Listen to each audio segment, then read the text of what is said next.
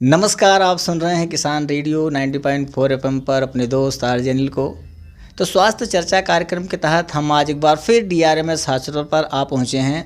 तो आइए हम सबसे पहले डॉक्टर साहब का परिचय जानते हैं। तो सर, सबसे पहले आप अपना नाम, अपने हॉस्पिटल का नाम और आपका हॉस्पिटल कहाँ पे है उसका परिचय दें प्लीज़। जी, मेरा नाम डॉक्टर प्रमोद कुमार चौधरी है और मैं बस्ती ज़िले का हूँ। मेरे हॉस्पिटल का नाम है डीआरएमएस हॉस्पिटल बस्ती, मालवीय रोड, बादशाह सिनेमा के सामने। जी, बहुत बहुत धन्यवाद सर। आज जैसे बहुत सारे टॉपिकों पे हमारी आपकी बात हो चुकी है, तो आज का जो विशेष कार्यक्रम है स्वास्थ्य से रिलेटेड ही है। तो हम आज बात करेंगे ब्रेन हेमरेज के बारे में। तो सर, सबसे पहला क्वेश्चन अगर हम आपसे करें तो ब्रेन हेमरेज क्या है, हमारे श्रोताओं को इस पर थोड़ा विशेष बताएं।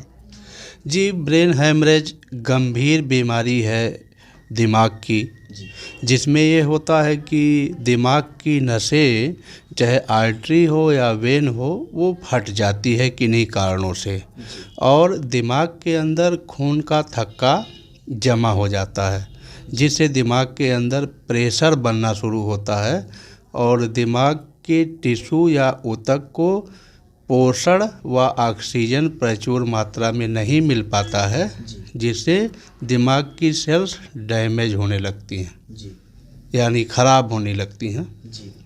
ये रहा, आपने सुना ब्रेन हेमरेज का कैसे होता है, क्या होता है, उसके बारे में डॉक्टर साहब ने बताया। सर, हम इसी से रिलेटेड जानना चाहेंगे कि किस कारण से ये होता है। जी, इसके बहुत ही कारण है, जिसमें से एक्सीडेंटल, सर पे चोट लग जाना, ट्रामा और बहुत सारी बीमारियां भी हैं, जैसे ब्रेन ट्यूमर और मानसिक बीमारियां हैं, जैसे किसी को शुगर है या ब्लड प्रेशर है। ऐसे में भी जो है हेमरेज के चांसेस बनते हैं, या कोई जो है नशा का उपयोग कर रहा है।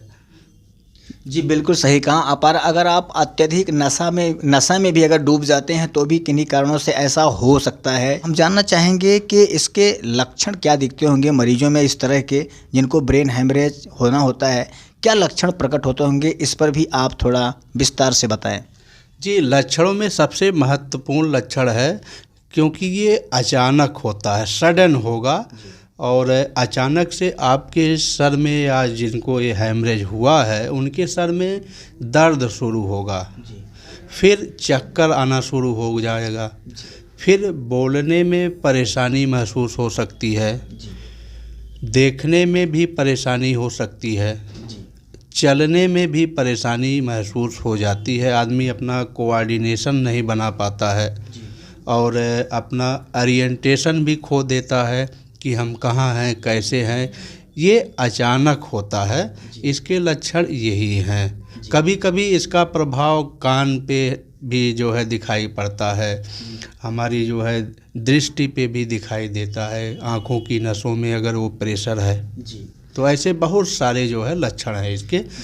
जी, बिल्कुल सही कहा डॉक्टर साहब ने कि ब्रेन से रिलेटेड है, तो ब्रेन से रिलेटेड सारी चीज़ उसमें प्रभावित होती है और सडनली आपको इसके लक्षण दिखाई भी पड़ जाते हैं, जिससे आपको डिसीजन तुरंत लेना होता है।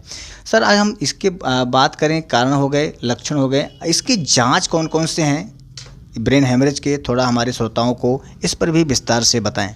जी सी, इसमें जो है जांच बहुत सारे नहीं है, 2-4 जांचों से ही पता चल जाता है कि इनको क्या दिक्कत है।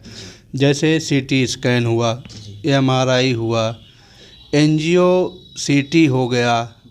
अब ये तो मशीनरी जांचें हैं और पहले से अगर शुगर, बीपी वगैरह ये सब है तो ब्लड टेस्ट से पता चलेगा कि आखिर इनके खून में गाढ़ेपन ज़्यादा है, लिपिड प्रोफाइल, या शुगर ना कंट्रोल होने की वजह से। ऐसे ही जांच करके जो है ये पता लगा लिया जाता है, कोई बहुत ज़्यादा टिपिकल नहीं होता है। जी, अच्छा सर, हम ये भी जानना चाहेंगे एक सवाल और आपसे कि अपने श्रोताओं के लिए कि इसके इलाज कौन कौन से हैं, थोड़ा इस पर भी आप हमारे श्रोताओं को बताएं। ब्रेन हेमरेज अगर किसी को होता है तो कैसे इलाज उसका संभव है। जी, देखिए, ब्रेन हेमरेज में सबसे पहले आपको अगर किसी वजह से है, चोट की वजह से या अन्य बीमारियों की वजह से, अगर बताए गए ऊपरी लक्षणों में से कोई भी लक्षण अचानक आपको जो है महसूस होता है, तो नज़दीकी हॉस्पिटल या अपने डॉक्टर से तुरंत सलाह लेना चाहिए। इसमें ज़रा सा भी देरी नहीं करनी चाहिए। और इलाज के लिए आजकल बहुत सारी विधाएं हैं। अपना विज्ञान जो है बहुत प्रोग्रेस कर चुका है इसके भी क्षेत्र में। तो इसके लिए सबसे पहला है मेडिसिनल, जिससे हम जो है अगर दिमाग की नसें फटी है उसको कैसे रिपेयर करें, हम उस थक्के को जो हेमाटोमा बन चुका है उसको कैसे डाइल्यूट करें, कम करें, या दिमाग के प्रेशर को कैसे कम करें। इसको दवाओं से कुछ हद तक रोका जा सकता है, ठीक किया जा सकता है। सर, हम आपको बीच में रोकना चाहेंगे कि केवल मेडिसिनल तुरंत का उपचार है, इसके बाद का जो सही उपचार है जो पूरी तरह से मरीज ठीक हो सके? जी, इसमें जो है 90% केसों में सर्जिकल ट्रीटमेंट ही काम आता है, क्योंकि इसमें क्रेनियोटोमी या उस मरीज के दिमाग के हिस्से में जो है काट करके वहाँ जहाँ ब्लीडिंग है उस ब्लीडिंग को साफ़ किया जाता है। इससे भी प्रेशर जो है दिमाग का दूर हो जाता है। जी, और ये सर्जिकल ट्रीटमेंट 90-95% जो है इफ़ेक्टिव है। जी, बिल्कुल सही कहा डॉक्टर साहब ने। मेडिसिनल तत्काल उपचार के लिए मरीज को कुछ राहत देने के लिए मेडिसिन का उपयोग किया जा सकता है, लेकिन जो उसका परमानेंट इलाज है वो सर्जिकल है, क्योंकि जो आपके ब्रेन में, आपके माइंड में जो थक्के बने हैं वो बिना हटाए आपके रक्त प्रवाह संचालित नहीं होंगे। सर, हमने ब्रेन हेमरेज के बारे में कारण जाना, लक्षण जाना, इलाज भी जाना, लेकिन हम अब जानना चाहेंगे कि जिन मरीजों को ब्रेन हेमरेज हो चुका है वो आगे की सावधानियां क्या बरतें और आगे अपने जीवन को कैसे जिएं, थोड़ा इसके बारे में हमारे श्रोताओं को बताएं।